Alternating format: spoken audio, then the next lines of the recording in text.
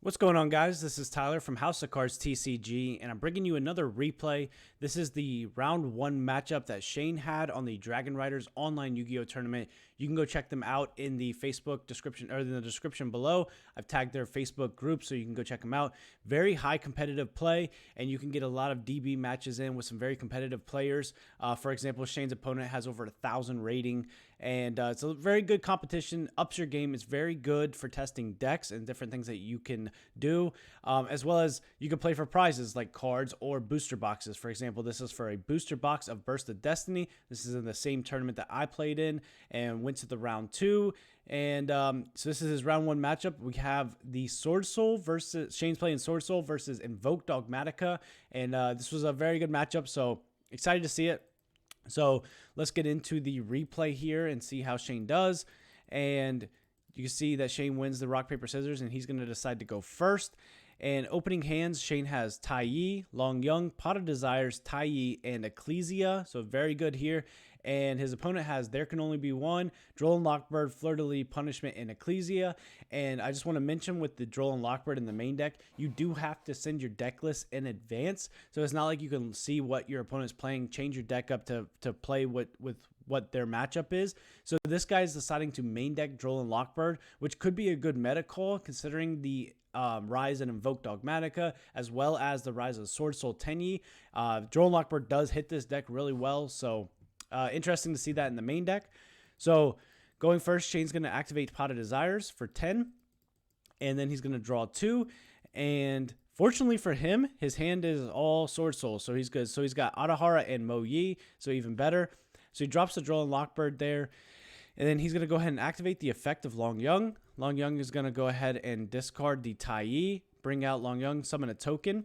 And then that's going to give him access to Synchro 10 to go into Baron.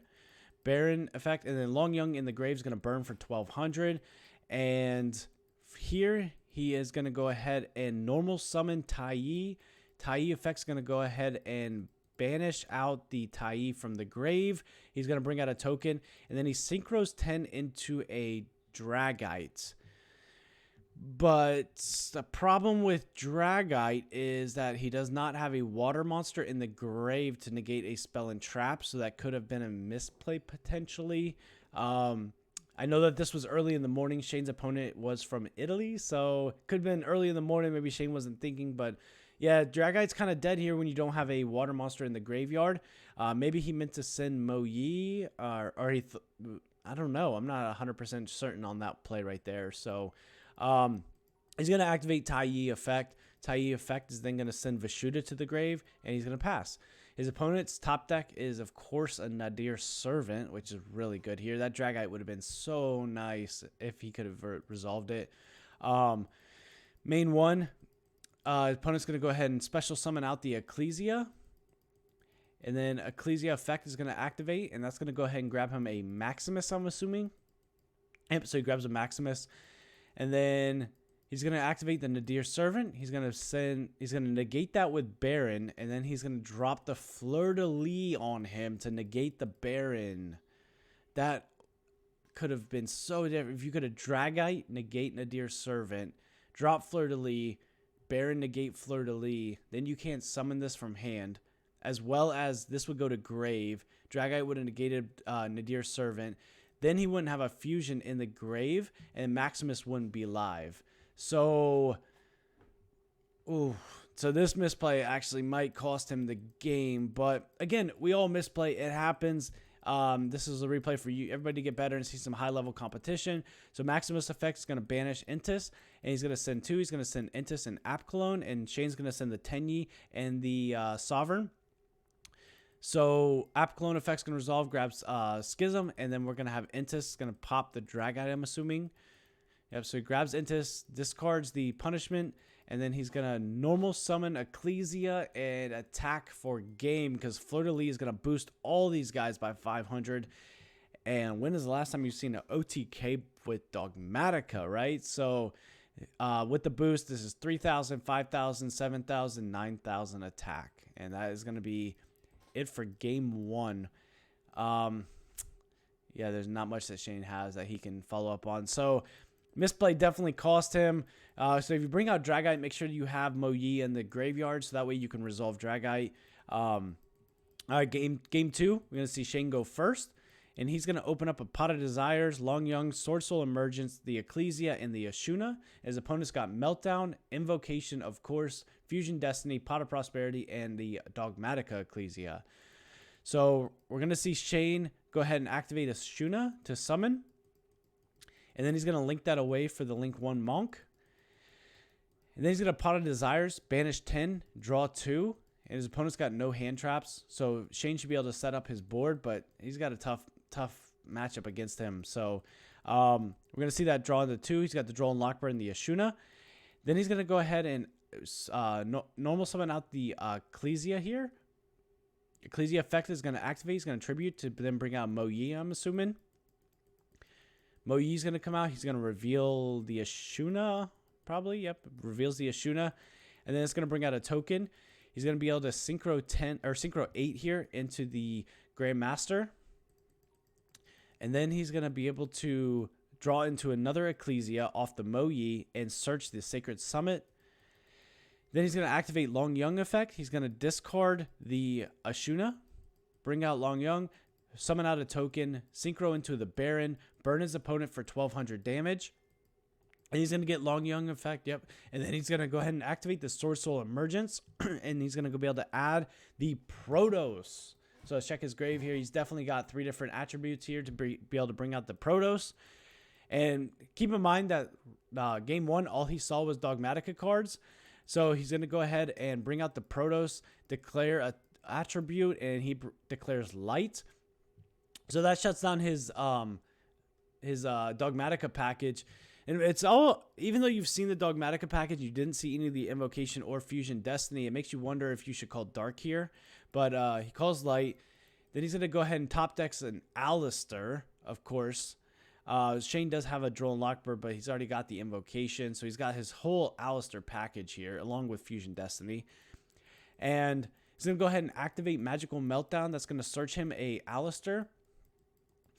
And then he's going to go ahead and drop the Droll and Lockbird here. And then he's going to go ahead and off the top, he's going to go ahead and actually Invocation, because he can't bring out Makaba. So he's going to Invocation, send the Alistair from the hand, and banish the Droll and Lockbird to bring out the Raijin. Very, very top, that's big brain plays right there. So he brings out the Raijin. He's going to go ahead and book the Protos. And he's going to activate Fusion Destiny. Fusion Destiny is going to dump the bricks and bring out the Enforcer. And then he's going to go into battle phase and attack his Baron, because it was summoned in, which is correct. I mean, you should probably summon in defense mode to play around Lightning Storm, but this definitely cost him. Enforcer attacking over the Baron. And then he's going to Raijin attack over the Tenyi. And then he's going to take the damage there. Activate Enforcer effect, pop his Meltdown, pop the Protos, and pass turn. So we're going to see Shane top deck for turn a Adahara, which is really good. He's going to activate Adahara effect. Adahara is then going to go ahead and summon. He's going to Raijin that, booking his Adahara. So at least he got rid of one negate there, right? Because then he goes into the Link 1, and then he's going to special summon out the Ecclesia, I'm assuming. Or because it's in defense mode, so he's definitely bringing it out, special summoning it. He's going to go ahead and activate Ecclesia effect, tribute that to bring out the Tenyi. And then his opponent's going to activate the Enforcer to pop the Tenyi, so that way he can't get the token out and go into his synchros. Enforcer effect's going to resolve, and then he's going to Sacred Summit, and he's probably going to search off a Mo Yi. No, probably not Mo Yi. Probably going to go... brings back the Tenyi. I'm sorry. He's going to go ahead and Tenyi effect. That is going to go ahead and banish. He's going to banish the Link 1, and that's going to bring him out a token. He's going to synchro those into the Crimson Blader. So if this card destroys an opponent's monster of battle, they cannot special summon level 5 or higher monsters during their next turn. That would include Enforcer, as well as any of the Invocation package. So that was definitely a good call here. He's going to activate Tenyi effect in the grave once it's synchroned, and he's going to dump a Vishuddha. He's going to go battle phase to lock his opponent out of attacking or summoning level 5 monsters next turn, but he doesn't know that his opponent has the Alistair that they top decked last turn. So, I mean, in his defense, this is definitely a very good play to go into, because when you think about it, they meltdown, searched Alistair, activated invocation from hand, sent the Alistair from hand. So you don't know that they have another Alistair in hand. And then in damage step, he's going to go ahead and drop the Alistair, and that's going to stop Crimson Blader from resolving. Main 2, he's just going to pass. His opponent top decks the Nadir Servant for turn. Enforcer comes back. Main 1, he's going to activate the Nadir Servant, send the Entis. He's going to pop the Adahara here and search a fleur-de-lis. And then he's going to go ahead and normal summon the Ecclesia, effect search the Maximus, bring out the fleur-de-lis, battle phase, and fleur-de-lis effect gains 500. So now he's got 3,000, 5,000, 7,500, and that is going to be game. So quick game there. At least Shane didn't drop the GGs. Very well played by the Invoked Dogmatika player. That was actually very insane play. Not much that Shane could do there. Maybe game 1 would have been different had he not brought out the Drag-Eye, but that was his round 1 matchup. So we're going to see Invoked Dogmatika go into round 2. And again, make sure to check out Dragonrider's online Yu-Gi-Oh tournaments, as they host a lot of these tournaments and you're going to be able to play for them. So unfortunate for Shane there, but again, there's not much that he could do. Very well played by the Invoked Dogmatika player. And that's what I'm saying. There's so much high level competition in this Yu-Gi-Oh group that you could really up your game if you join some of these tournaments and play a lot. So you're probably going to see a lot more coming from them. And I hope you guys have a great day. This is Tyler with House of Cards TCG signing out.